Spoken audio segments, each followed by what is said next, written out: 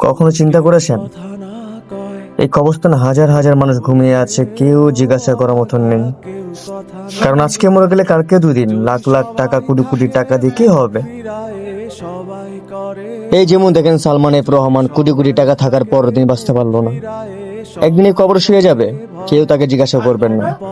তো দুনিয়ার মানুষ টাকার পিছে না ঘুরে এখনো সময় আছে, আল্লাহর কাছে চলে আস, আল্লাহর কাছে চলে আস।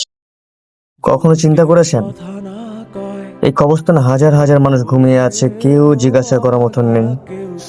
কারণ আজকে মরে গেলে কালকে দুদিন, লাখ লাখ টাকা কোটি কোটি টাকা দিয়ে কি হবে? এই যেমন দেখেন সালমান এফ রহমান কোটি কোটি টাকা থাকার পর দিন বাঁচতে পারলো না। একদিনই কবর শুয়ে যাবে, কেউ তাকে জিজ্ঞাসা করবেন না। তো দুনিয়ার মানুষ টাকার পিছে না ঘুরে এখনো সময় আছে, আল্লাহর কাছে চলে আস, আল্লাহর কাছে চলে আস। কখনো চিন্তা করেছেন